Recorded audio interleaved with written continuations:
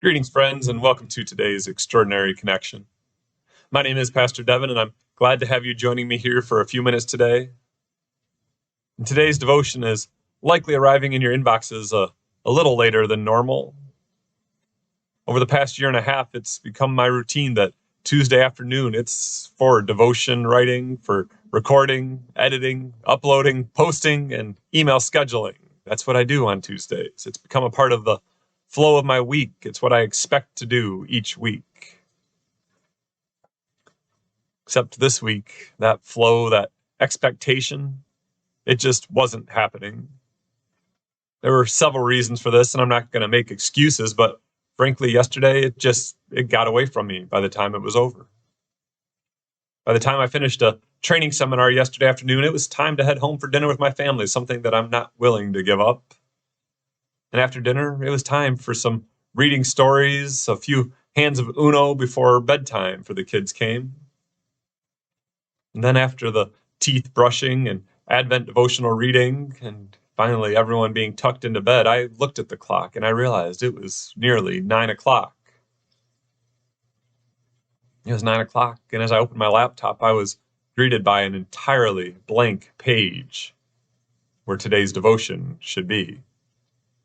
I honestly didn't even have a direction. I didn't have a subject. I didn't have anything to start from.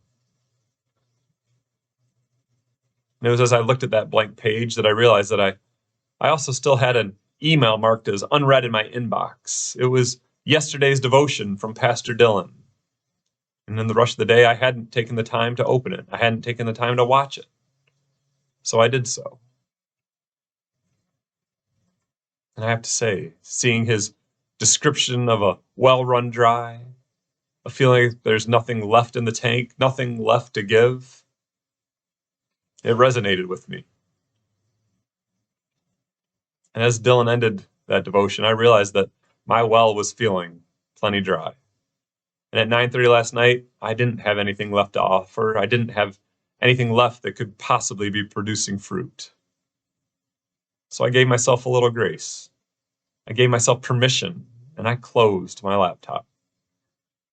I put it aside knowing full well that it meant I would not have a devotion ready to send this morning. But then I also did something that I knew I needed. I rested.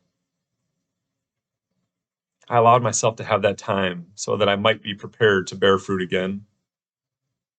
And I have to admit, as I did so, I felt a bit of relief. I felt like a weight was lifted from my shoulders in that moment.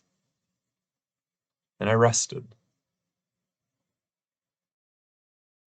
And reflecting back on the past few days this morning, it was a reminder to me that it's okay to take that moment. Or if it needs to be a little longer than a moment, it's okay to take that time that is needed when we're feeling weary and run down. We are not the first generation of people to have these feelings. In the scriptures, we see Elijah running for his life, coming to the very end of his rope, feeling like his own well has run dry. But you remember what happens? As he cries out that he can't take any more, he'd rather the Lord just take his life than continue on.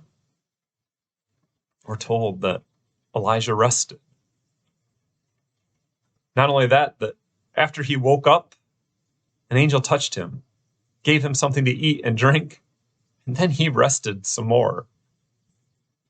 He received the rest that he needed.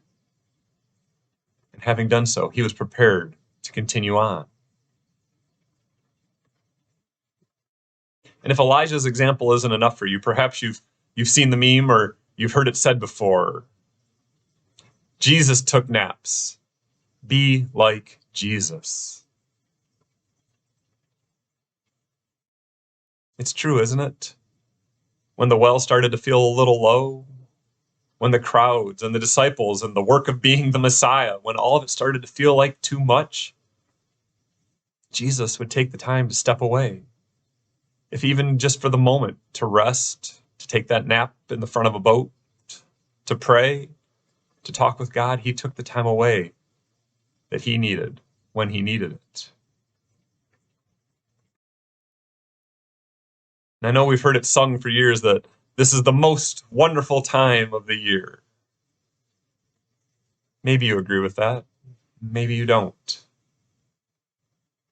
But wherever you find yourself in this season, I would encourage you to be mindful of your own needs, even as we strive to see to the needs of others. Take the time to rest. Take the time to step away if that's what you need. Come back ready to serve, ready to bear fruit again. Until next time, my friends, stay safe, take care, and God bless.